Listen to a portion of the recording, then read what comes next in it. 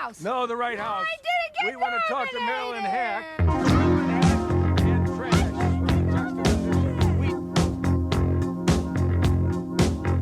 I'm from Canada Water.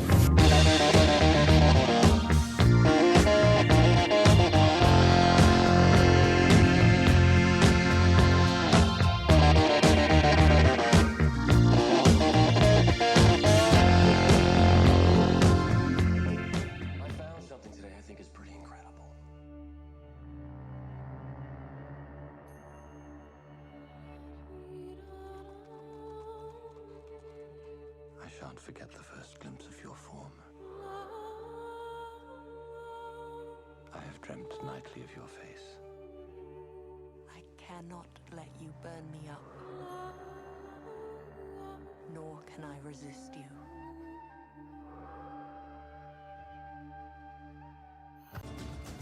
Gwyneth Paltrow, Aaron Eckhart.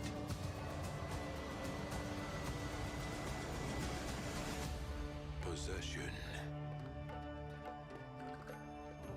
No mere human can stand in a fire and not be consumed. Hello and welcome to the This Had Oscar Buzz podcast, the only podcast ordering a Waldorf salad at 3 a.m. Every week on This Had Oscar Buzz, we'll be talking about a different movie that once upon a time had lofty Academy Award aspirations, but for some reason or another, it all went wrong. The Oscar hopes died, and we're here to perform the autopsy. I'm your host, Chris File, and I'm here, as always, with my favorite bisexual Victorian poet, Joe Reed. Hello, Christopher. I am, as you know, very British and always No, British. sorry, you are not a bisexual Victorian poet. You are studying the Victorian poets, who you might be related to. Very confusing. It's very true, but all I know is that I am always British in all of my roles, and that is how I am known as incredibly British. It's very funny to revisit this era of Gwyneth Paltrow's career because this was, you really do forget now that her public image has become Goop and forgetting that she's in Marvel movies and like all the other Gwyneth things that we know, that at this moment in her career, post-Oscar, even when like, because we've talked before about how she wins the Oscar and immediately the backlash sets in. Yes. But like, even like, with that sort of aside, the thing about Gwyneth at this point in her career is she always plays British, to the point where like she hosted Saturday Night Live, and that was her monologue gag, was she starts speaking in her British accent and pretending that she's British, and different people sort of come up and just like, but Gwyneth, you're American. I miss home already. So many wonderful memories of England, the smell of sweet meats and scones on St. Crispin's Day. Excuse me, Gwyneth, aren't you from New York? Pardon? Well, I read in People magazine that you grew up in New York City and your mom is Blythe Danner and your dad produced St. Elsewhere. Well, I simply don't know what you're talking about.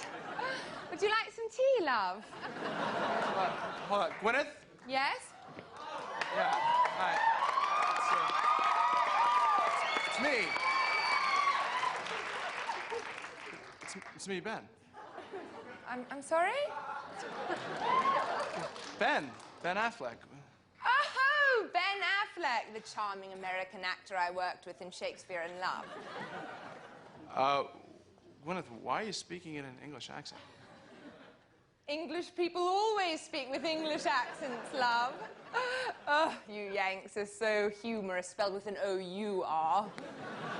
Her whole aura was very, like, horse girl, but instead of a horse, it's British dialects. Like, it's a certain level of weird that, like, you can't quite explain what it is. It's just, like,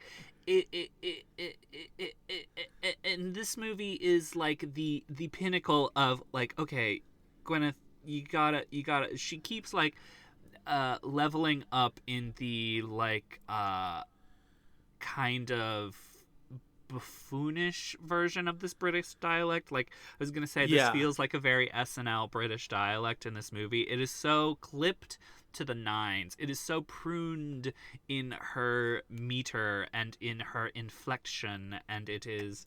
And yet, at the time, we all were like, best British accent in the business. Like, that was sort of her reputation, right? People loved it because this was Emma Sliding Doors. Was she British in that movie Hush, or am I thinking of Cousin Bette? I'm thinking not of that Cousin Bette. I only remember that movie for the terrifying trailer where she's like having this really traumatic delivery, and Jessica Lange is like just sitting in a corner in a rocking chair, like verbally torturing her. Right. So it's mostly Emma, Sliding Doors, Shakespeare in Love, and this. This is sort of the last of them, I guess. But, and then, like, at the same time, she's in a handful of movies where you feel like it's conceivably possible that she could be British, but she's not. Like, she's in Great Expectations, but it's an American in Great Expectations. She's in, like I said, Hush, which is just, like, when, like, you could conceive of that as this sort of, like, British, like, castle thriller or whatever, Ripley, right? Which is like obviously about Ripley. American people in Europe, but like it has that air of it probably because it's an Anthony Minghella movie. And even Sylvia, where it's just like, oh, a movie about like because like Craig is British in that, right? Yes, maybe not. I can't remember. See, but this is the thing. It's one of those things where it's just like, oh, like she's playing a like famous like tortured poet or whatever. Like that all just seems very, if not British, then like the Britishest parts of New England and that kind of a thing, right? Where it's just like, it's like the new in New England is like barely visible. It's just, it's one of those kind of a thing. But this is definitely, her vibe has never been, she's always seemed far too standoffish, or like maybe like just too standoffish to ever seem like a theater kid like Anne Hathaway does. You know what I mean? Like it's there's always a little bit too sort of removed from that to be like theater kid, and yet whenever I see her do, sorry, go ahead. No, go ahead. Well, I was gonna say, whenever I see her do the British accent, it's the closest thing I ever get to thinking of her as a theater kid. That's fair. I almost feel like it's almost like everything Gwyneth does feels like it's kind of like a lark to her. Like, you know, I guess I'll try it. Even like something like Shallow Hal, it's kind of like, I guess I'll try a bawdy comedy, or, you know, or like The Anniversary Party. I guess I'll play myself. Right. But like, this era of her career after the Oscar, we don't really give her enough credit for trying as many different kinds of things as she did, in that like feel like Ripley was already in the works by the time she won the Oscar. So like we can't like fully put that in that era of hers, but like she's incredible in that movie, and like that's not the performance anybody talks about when they watch that movie, but she's like secretly amazing. Yeah. Oh, I mean, everybody in that movie is. But yeah, like there's nothing bad about that movie whatsoever. We've talked about Ripley before, and about how Ripley really was a unfortunate timing for everybody involved in that, because everybody was in their Oscar backlash at that point, except for Jude Law, and that's why Jude Law was the one who got the Oscar nomination. But like when you're in the Oscar backlash portion of Minghella and Matt Damon and Gwyneth Paltrow, like it's really unfortunate, because I mean, whatever, we've had this exact conversation before. Well, and Blanchett wasn't in a backlash stage, but like for that performance and what it is in the movie, aside from being a small role, like it's too small the of a Academy's role not cool enough to nominate that performance at this point. Exactly. But like, but you look at movies like Duets, Say What You Will, is a really interesting movie for Gwyneth Paltrow to take on as Oscar-winning actress Gwyneth Paltrow, right? The Anniversary Party you mentioned, like that's a great, you know, small budget, interesting role in that she's playing some version of herself. Royal Tenenbaums and the sort of the way she stretches in Royal Tenenbaums, and like that is a different performance than anything we've ever seen her give in that movie. I think she's just absolutely, you know, phenomenal in that. You mentioned Shallow Hal, which is a terrible movie and a despicable sort of choice, but it's a choice. And then so that sort of leads us up to where we are with Possession, which feels like a little throwback, right? A throwback to like 1998 Gwyneth. How dare you overlook her performance as Dixie Normus in Golden River? Which, like, I think is actually important to bring up because, like, with all of this stuff that we've said about Gwyneth feels totally true. I do also think that, like, things she's done like that, like, show up as a cameo in a Austin Powers movie, shows that she, like, it's a reminder, because this is something I do think people forget about her because she is so much, is that she doesn't take herself too seriously at all. Right. She can be very fun, and she takes a lot of supporting roles. Like, she doesn't have this thing where it needs to be a Gwyneth Paltrow movie for me to do it. Like, she's in a lot of movies that are either like, you know, something like, well, we talked about Running with Scissors several months ago, or like she's in Infamous, the non-Capote or the other Capote movie besides Capote, and she gets the and credit in Iron Man. Right, she does, as we were all reminded in my last trivia night. Yes. And then, like, and she's still doing lead stuff, obviously, you know, Sylvia and Proof and that kind of stuff. Country Strong, of course. How can we forget Country Strong? But, like, she has the lack of vanity to just be like, yes, Steven Soderbergh, I will play a corpse in your movie. And, like, I will, you know, absolutely do that. And what do we remember from that movie is we remember her horrifying death visage in that film. Like, you know, so everybody's sort of all the better for it. This movie, Possession, is the second movie we've ever done that features a psychic and Gwyneth Paltrow. However, the last time the psychic was Gwyneth Paltrow with Running with Scissors. Good point. I was wondering where you were going with that, but very good point. Yes. Her with her Bible flipping. Yeah. Yes. What a strange movie. But yeah, so we're talking about Possession. Why are we talking about Possession? Because it's the first ever Focus Features movie.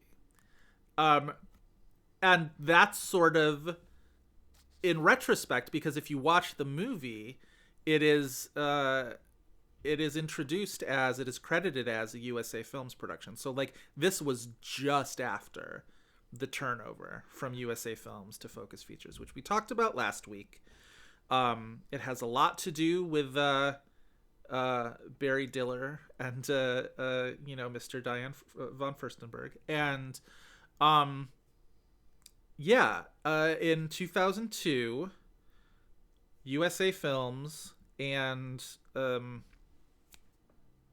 why am I now blanking on his name? James Schamus and Ted Hope's Good Machine are combined into Focus Features. And everything that sort of was USA Films now gets turned over to Focus Features. But before we get to this point, let's talk a little bit about the very brief era of USA Films. Because it's a real interesting, like, year and a half. You know what I mean? Well, and we also, last week when we did the Muse, it was October Films, so... Right, yes, we did... Yes, we talked about October Films last week. If you haven't listened to it, go back and listen. But yeah, the very brief era of USA Films was incredibly successful, particularly, you know, with the Oscars, where it has Best Picture nominees in 2 straight years, Traffic for 2000 and Gosford Park for 2001. And even beyond that, it has some really interesting movies. Lars von Trier's The Idiots is incredibly controversial, but, like, it's a noteworthy sort of Lars von Trier movie. That movie Joe Gould's Secret, the Stanley Tucci movie, Joe Gould's Secret, that I keep meaning to see and haven't, and I can't remember. It must have been one of my Independent Spirit Awards viewings or whatever. It was watching something, and somebody was like, Stanley Tucci couldn't be here. He's making a film in New York City. And I was like, oh, I wonder what that was. And I looked it up, and the timing was, it was Joe Gould's Secret.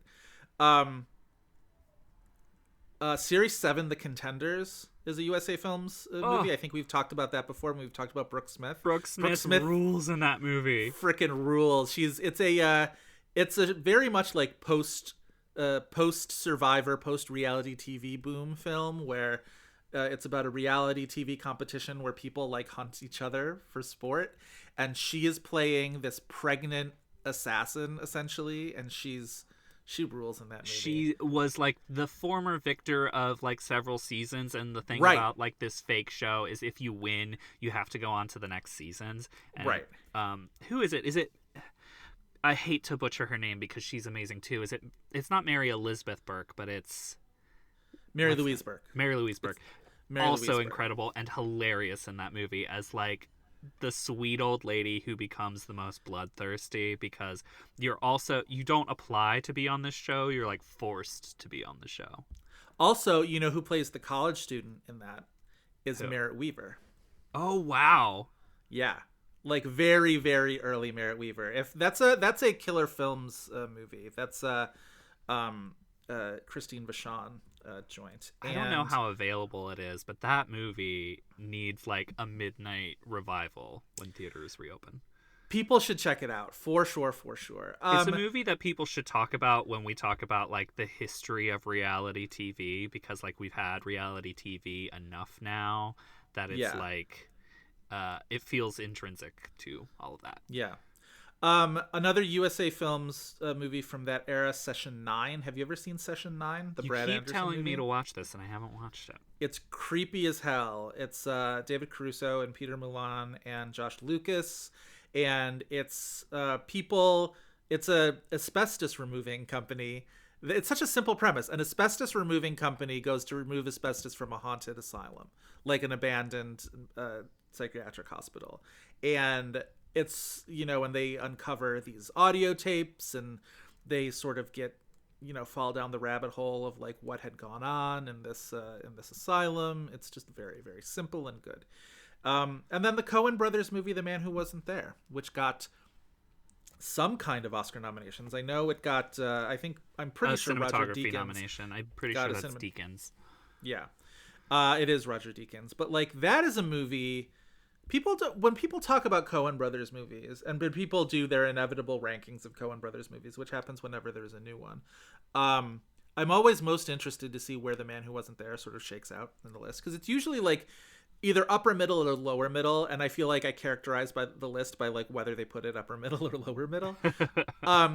It's a movie that I remember watching initially, and I was just like, well, that was kind of boring. And then the more I thought of it, I was just like, oh, well, like, the boringness of this is kind of radical, right? Where it's just like that Billy Bob Thornton character like could not be more unflappable and steady and sort of like, but that sort of becomes the point of his character. And around him, Tony Shalhoub who got the most like critical reactions for that movie, right? Yes, like yes. That's kind he got of a bunch of precursor stuff. Yes. But like, yeah, Shalhoub is the very sort of animated, character in that movie. But like, Frances McDormand plays Billy Bob Thornton's wife, and she's really fantastic in it. That was part of the Scarlett Johansson sort of breakthrough year, because it was this and Ghost World both in the same year. And yeah, it's a really interesting movie that I would say go revisit it, but just like have patience with it. And then obviously Gosford Park is a huge Oscar success. It's on everybody's IMDb game, as we have discovered through the last few years doing this podcast. Gets Best Picture, Best Director nominations, wins the Golden Globe, I'm pretty sure, for Robert Altman. Yes. And as happens every year, when people start surmising whether Best Picture and Best Director will split, because that was 2001 Best Picture. We remember it now as like A Beautiful Mind winning, and everybody's sort of like now is just like, oh, it was inevitable. Ron Howard was always going to get his Oscar, and it was going to. But like I just at the wrote time, about this for Polygon. yeah, at the time, Lord of the Rings: Fellowship of the Ring was very, very much considered a major contender. It had the most nominations, right? Yes, it did. It and had 13. So there were a lot of people talking about like, well, will it split? Will it be A Beautiful Mind Best Picture? Maybe Peter Jackson Best Director. Maybe the other way around. Maybe Robert Altman will win Director and one of these two movies will win Best Picture. Because it really felt like a career capper moment for Robert Altman. That he had sort of like, he was back on top. He was, this very like typically Robert Altman giant ensemble. You're very, very sort of like interested in all these characters as they go about their business. And so that's like 2 years in a row where USA Films is very close to, the very top of the Oscar list, right? Traffic wins Best Director, probably almost wins. It won every other award it was nominated for besides Best Picture. So you imagine it probably came close.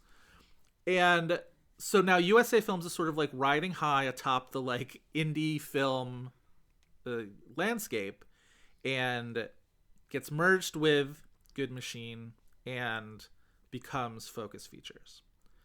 Cue, again, soothing title card music.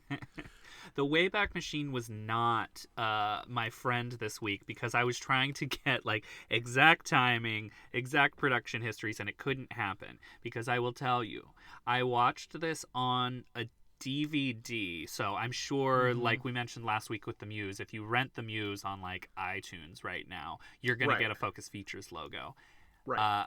Possession didn't have the like Focus Features logo as we know and rely on. It had a very prototypical. Yeah, it had a very early first draft. It was basically a slide. I wanted to flip my desk. I was pissed. So that probably means the first movie that had our beloved Focus Features logo was Francois Ozon's 8 Women, which like it's very possible. I'm going to credit Isabelle Huppert with that. Inventing of course you are. Yeah, Possession was so early on in the Focus Features thing that the trailer still has the USA Films logo on the trailer. Interesting. Yeah, so it was very, very early. But it is the first Focus Features movie from summer 2002. I remember this being... We talk about Entertainment Weekly movie previews. This is obviously not a fall movie preview, but this would have been whatever their like spring-summer movie preview issue was. Mm-hmm. I remember this getting, and maybe I'm fully up a creek on it, but I don't think I am. I think this got like a full page. And... that's sort of how, you sort of got your information as to what was going to be sort of major and what wasn't going to be. And I think the Neil LaBute of it all was a big part of that. And also, obviously, the Gwyneth Paltrow of it all. Mm-hmm. And it just arrived very quietly and never really got any louder in 2002. Yeah. And... it's like as soon as it released, it was just very quiet. Which, like, people talk about these kind of August movies as being like a wasteland. And it's maybe less so after, like, Guardians of the Galaxy made a shit ton of money in August. But, like, August counter-programming, in terms of Oscar, there are a lot of examples where it has worked. Things like The Help. Because, like, these type of movies meant for more adults or like people who are maybe interested or like tired of all of the summer bombast, like a movie can go down really, really well if it's programmed well at the time that this movie was released. Yeah, no, it's true. And like by this point, we're only a few years removed from something like The Sixth Sense getting a Best Picture nomination from August. So, like, obviously, these things, can and do happen. But it does, it takes work. You got to put the work into it. And the reviews were not in a position... like, you look at the reviews for this movie, and even the positive ones are like, that's a cute little thing that Neil LaBute did. You wouldn't have expected that from, the In the Company of Men guy. And it was like muted good reviews, or else people who were like, this didn't work at all. Like the tones of this were really at war with each other, which I do kind of agree with. And so like it was like muted positive, less muted negative reviews. So even though I think it's Rotten Tomatoes percentage was like in the 60s or something like that. Yeah, it's like 60s Rotten Tomatoes, 50s Metacritic, which is exactly what I would have expected after I watched the movie. Yeah, exactly. And we'll get into later on how it was very easy for Focus to sort of like quickly move on to their other movies in 2002 because they, you know, hit the ground running with Oscar, especially with some you can see how this would have had like a more prestigious release when it opened and then quickly got buried by the rest of the things they had that year. Yeah.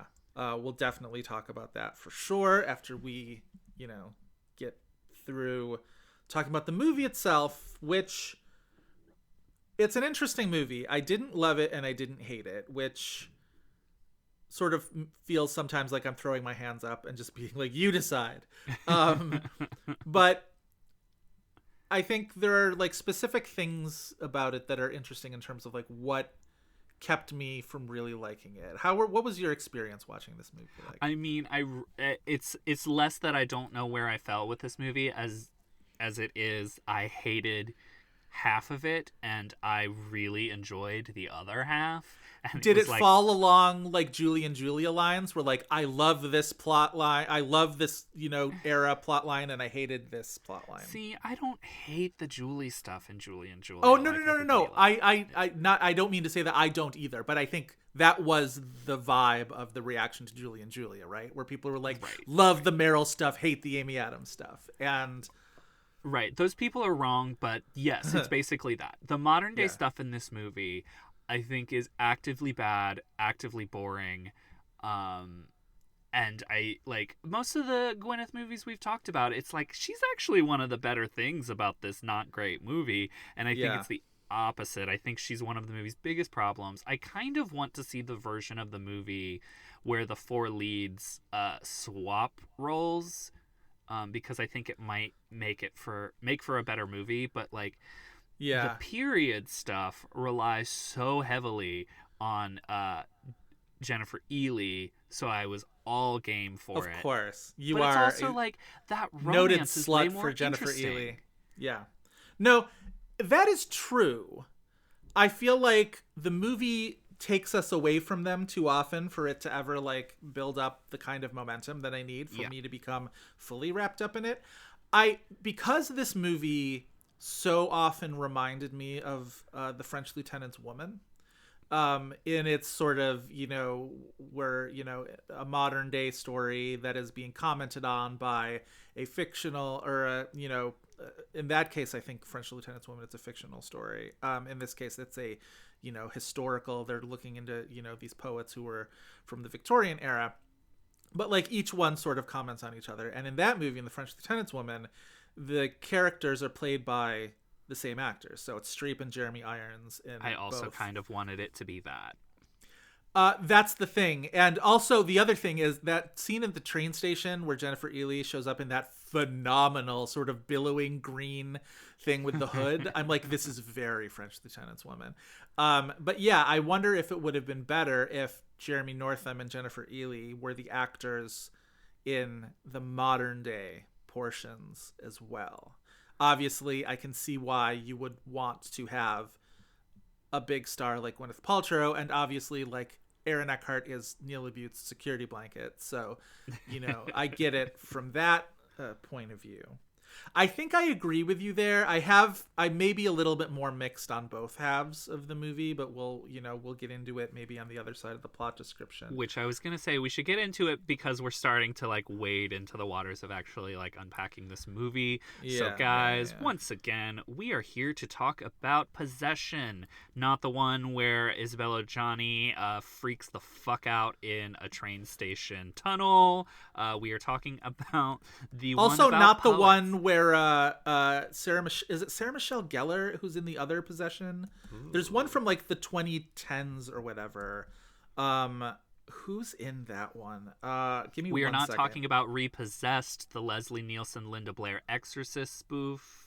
Yeah, there was a 2009 sort of creepy horror movie called Possession that starred Sarah Michelle Gellar and Lee Pace that was like, I'm pretty sure just like never actually released in the United States. Like it took forever for it to come out. And we are not talking about did. the Sarah McLachlan song Possession yet. We probably will be. We are talking about Neil LaBute's Possession. Written by, we'll get into it, several drafts over a full decade. David Henry Hwang, Laura Jones, and LaBute, based off of A.S. Byatt's novel, starring Aaron Eckhart, Gwyneth Paltrow, Jeremy Northam, Jennifer Ely, we'll get into it, and Lena Headey. The movie had a limited opening August 16th, 2002, before opening wide August 30th of that year. Joe. Yes. If we haven't confused our listeners enough already with what this movie is about, would you like to give us a 60-second plot description? Yeah. Yes. All right. I would. Let's get into it. Your 60-second plot description for Possession starts now. All right, Aaron Eckhart plays an American poetry scholar with a butt chin working in London who comes across a heretofore undiscovered letters by a famous Victorian playwright named Randolph Henry Ashe. The letters suggest that Ashe may have had an affair outside his marriage with another poet, bisexual legend Christabel Lamotte. Eckhart steals the letters from the London Library, wanting to drop this scholarly bombshell, but to confirm it, he seeks out Gwyneth Paltrow, who is a poetry scholar herself, who is descended from Lamotte. They don't get along at first, of course, but then they dig deeper into the Ashe-Lamotte romance, and they become closer, of course. They discover further documents as we in the audience watch Ashe, played by Jeremy Northam, and Christabel, played by Jennifer Ely, fall in love and have a clandestine affair and kind of like ruin her lesbian relationship with Lena Headey.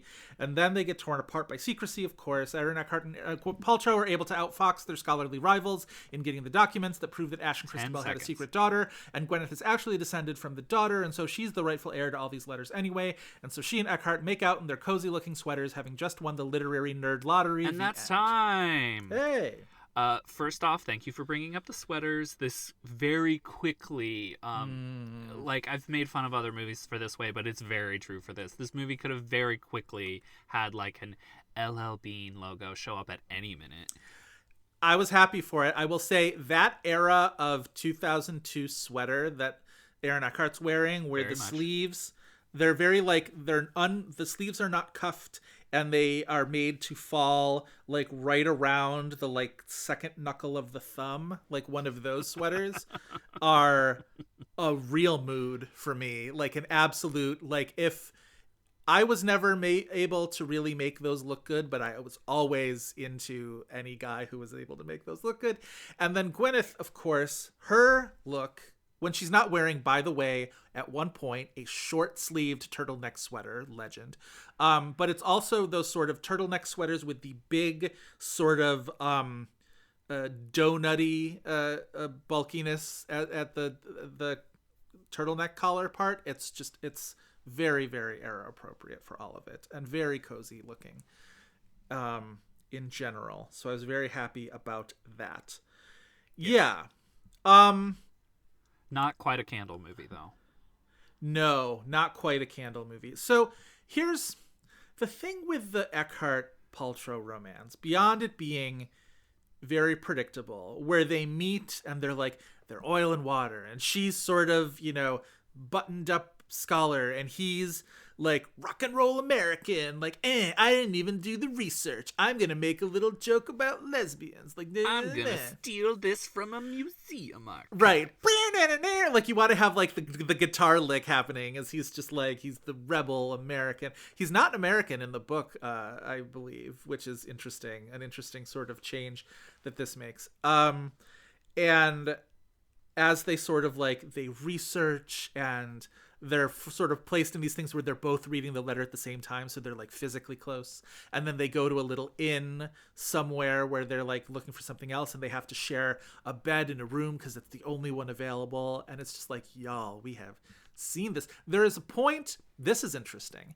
There's a point, that scene where they're both in the bed together, and you can tell like they're about to start kissing, and he like is like, why do you always wear your hair like that? Because she always wears her hair in this like tight Pulled scholarly back bun. Yeah. And I literally wrote down in my notes, I'm like, oh no, is he gonna literally have her let her hair down?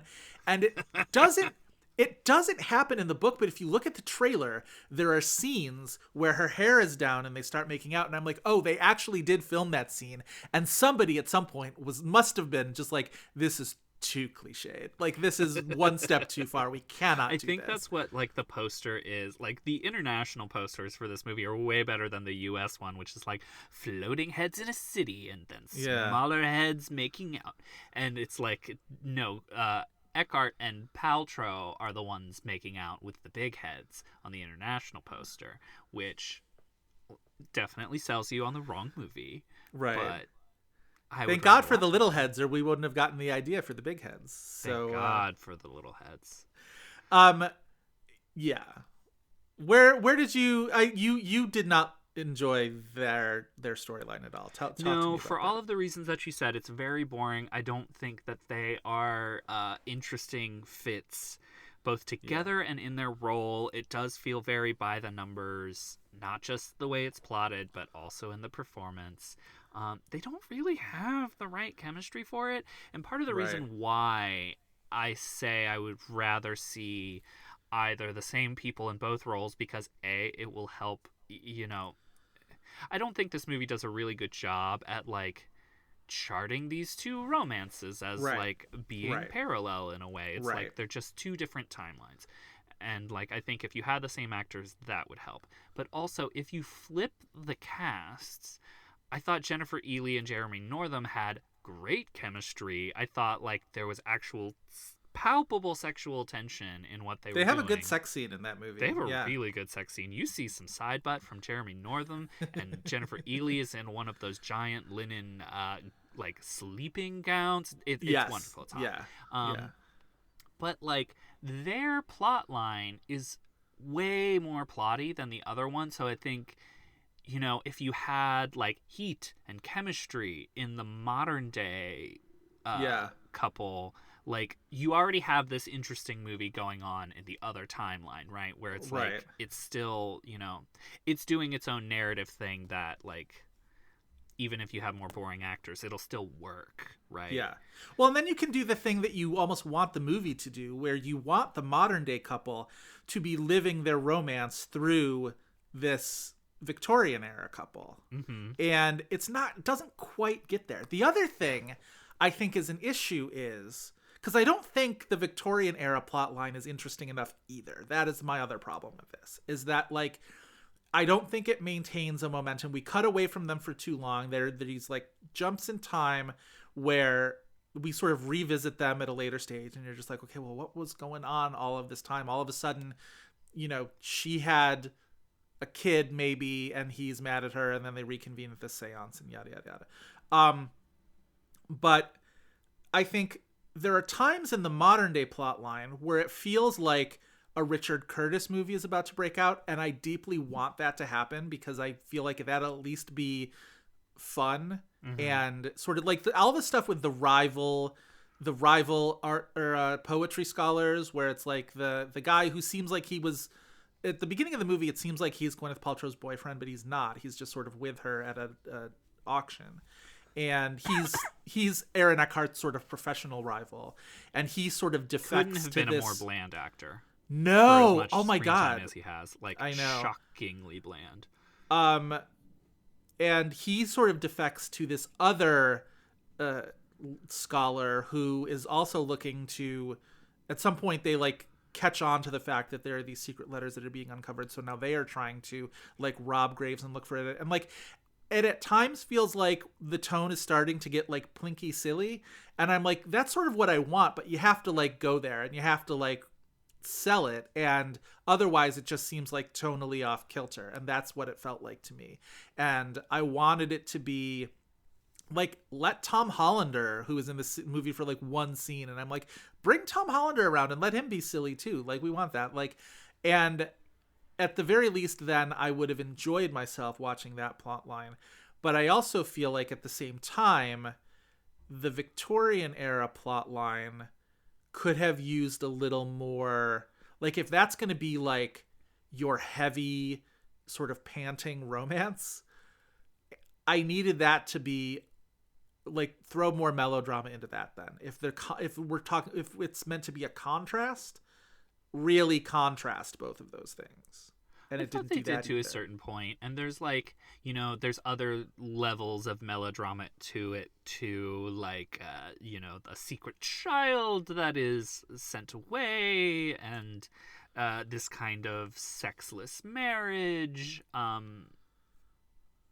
don't know. Like, I thought like it wouldn't have been enough for its own movie, but yeah, the sexless wife I did not think sort of popped as a character, which was too bad. I was into the idea of like Lena Headey playing like the She's All That version of Cersei Lannister, where it's like the first act where it's just like she's got glasses, like what's going on with her, and then that is how we distinguish lesbians in cinema, especially during the aughts, is they have glasses. They have glasses, exactly, and dark hair, and yeah. I wanted more of that, of course. Obviously, as I said in my plot description, Christabel is a bisexual legend, and I wanted much more of that. And instead, like very early on, we get one scene where they're like together, and then the next scene, she's just like, I can't believe you hid those letters from me. Now I'm going to go be with Jeremy Northam. And then we find out at the end that like all lesbians of yore in England, Lena Headey walks into the river and drowns herself Virginia Woolf style. I was going to say, not the most famous movie of 2002 where a lesbian walks into a body of water. Did not realize that was a trend that year.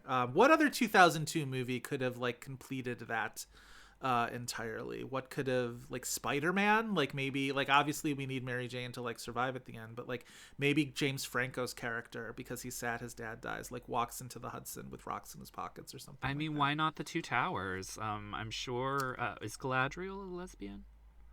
Probably. I mean, let's just say it. All those elves are bisexual. All those elves are bisexual, I've decided. I knew very early on that Orlando Bloom in that movie was bisexual because he had to be, for me to be happy. And yeah, of course Galadriel's a bisexual. Absolutely. That is canon as far as I'm concerned, and nobody will tell me different. J.R.R. Tolkien can, have all his religious hang-ups that he wants. It could have happened in Frida, but like that never happened in real life. Like you want some authenticity to truth and history. Right. Exactly. Yeah. Listeners, tweet at us what the best third movie for someone to walk into a river from 2002 would have been, and we'll be interested to hear from you. Yeah. I felt bad that that's all that sort of storyline came to. I don't know. I was just weirdly dissatisfied with that. Even though, as you say, Jennifer Ely rules and is great in this movie. So good. I mean, okay, so let's talk about Jennifer Ely. This is our first Jennifer Ely movie. There are other ones we can and probably will do. But, like, talk about a performer who has really not ever been given their due. She never really leads movies. She's always kind of a supporting player, and she is always perfect. She's always exactly what the movie needs to be, and like a lot of those roles are still very, very different. I probably would have had her on my ballot for Contagion. Even something like Vox Lux, she gets exactly what the energy is supposed to be and the kind of absurdity and like blandness is supposed to be. She's able to play. She's so good in Zero Dark 30. Zero Dark 30 is a movie that doesn't seem like it feels like it needs to have, or like from the outside you wouldn't think that it would need to have an emotional beat, like an emotional sort of core to it, because it's essentially a procedural about hunting down Osama bin Laden, right? But like Jennifer Ely provides the emotional core for this movie, which it turns out you do need, because Jessica Chastain's character becomes such a goddamn psycho by the end of that movie that you need to have a justification for it. And Jennifer Ely really sells being the justification for that. And does a very good job with that. Her career's so like, you look at all of these roles that she's in, including shit that I like had no idea that she's in, like the RoboCop remake. right, exactly. Or I've never seen A Quiet Passion, so I didn't realize she's in, amazing in A Quiet Passion. I mean, is she her sister? Yes, everybody rightly talks about Cynthia Nixon as Emily Dickinson when we talk about that movie, but like Jennifer Ehle, this is the other thing about Jennifer Ehle. She's an incredible like scene partner in building chemistry with the people that she is on screen with, and like their relationship is just so good in that movie. In terms of just like the layers that like Jennifer Ehle brings to like complicated and play off of this like very large performance that Cynthia Nixon is giving, and like even that's a movie. I mean, like that movie had a really small muted response, but like even in the discussion of like Cynthia Nixon, not a lot of people made space for Jennifer Ehle either. We talk a lot about how we want to do Wild at some point, which we really should. She's in that. She plays Oscar Wilde's wife in Wild. She's also in this movie that I saw a long time ago that I keep wanting to revisit, this British gay rom-com called Bedrooms and Hallways, which stars Kevin McKidd, who people probably know from Grey's Anatomy, who plays Owen Hunt on Grey's Anatomy. And even though Owen is terrible as a character, and we all agree, Kevin McKidd's very good. And James Purefoy. So it's like Kevin McKidd and James Purefoy are like, you know, really, really sexy together. And but Jennifer Ehle is in this. Like, the cast of this movie is fantastic. Tom Hollander is also in that movie. Hugo Weaving's in that movie. Simon Callow's in that movie. Harriet Walter's in that movie. It's a really, really well cast film. I need so to like, watch this movie. Of course, like the biggest launch that Jennifer Ehle has had, and probably the one that she's most remembered for, is playing Elizabeth Bennet in the BBC Pride and Prejudice in the mid-90s. That like, it was so beloved that when the Joe Wright one came out, which is still pretty straightforward of Pride and Prejudice, you know, especially in terms of what Joe Wright has done with his career, and like that movie comes out and it's like, how dare they, from the like fans of the BBC version. And I mean, it's kind of a bummer that Colin Firth, who plays obviously Mr. Darcy in that Pride and Prejudice, his career went where it did. He's, you know, won an Oscar by now. He's, you know, that we didn't see a parallel path for Jennifer Ehle to quite that degree, which is like, it's a bummer. And I mean, like it's a bummer because she hasn't gotten like the type of you know, trophies and like spotlight recognition as she has, but that's what I mean. But at the same time, like, she works constantly, like, to the point where she's doing 6 movies a year. She's gonna be in the HBO. Is she right? Is she gonna be in the HBO Oslo, or am I making that up? I think I'm making that up. She was in the stage version of Oslo. Interesting. I guess she's not. That's a bummer. I just assumed that they would have been bringing her along. She's in that movie Saint Maud that I haven't seen yet, that I heard is very good. She's the reason I went and saw that movie at that TIFF. She's also in the Sundance movie from this year that we both hated, John in the Hole, where it's you know, completely wastes her talents. But like, she's Dakota Johnson's mother in the 50 Shades movies. Like, it's a lot of really different kind of stuff for Jennifer Ehle. But yeah, like she's had a really like this kind of hard to pin career where like she can kind of be thrown almost anything, it seems, and come out on top and be one of like quietly one of your favorite things about the movie. I suppose, like, and this didn't even get that far. I suppose like the closest run she had with awards in terms of films is that movie that we also have talked about doing, because it's just like this weird outlier in 1999 or 2000, that movie Sunshine with Rachel Weisz and the Itz van Sabo movie Sunshine. Yeah, Golden Globe, multiple Golden Globe nominations. Well, the thing about that, and I think I would have to go back and like really research this, but they tried to campaign her and her mother, Rosemary Harris, together as one performance because they shared a Golden Satellite nomination for that. Yeah, not the satellites. I know. But to my memory, they tried to pull off this thing where they were campaigning them together as like one performance, and obviously like rules and such, it didn't. That was not allowed to happen.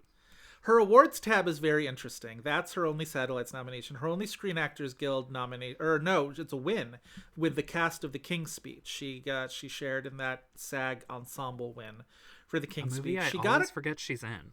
She got a couple runners-up citations for supporting actress for Saint Maud this past year, which is really interesting. British Independent Film Award nomination and a London Critics Circle Film Awards nomination, both for Saint Maud. She was nominated for a BAFTA for supporting actress for Wild. We really do have to do Wild. And the Village Voice Film Poll twice had her on their top 10 list for supporting actress for Contagion and Zero Dark 30 back-to-back years.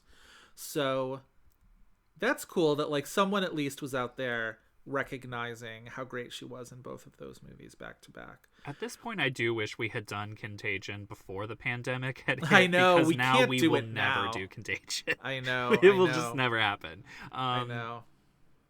Because like that movie got screwed at the time, and I think she specifically got screwed. She was also nominated for a Genie Award for Sunshine as a lead actress. Just her, not her mother, Rosemary Harris. Rosemary Harris, by the way, in 2002 was having a hell of a year because this was the first Spider-Man movie where she I had played, pulled Rosemary Harris to do IMDb game, but it's God, throw some respect on Rosemary Harris's IMDb. It's just the 3 Spider-Man movies and Before the Devil Knows You're Dead, which is a good movie, but like she's had a more interesting career than playing Aunt May. Oh, no, I know. I'm just saying this was a big year for her. One last Jennifer Ehle role that I neglected to mention, and I should. She's the wife in Little Men, the Ira Sachs movie, Little Men. Ira Sachs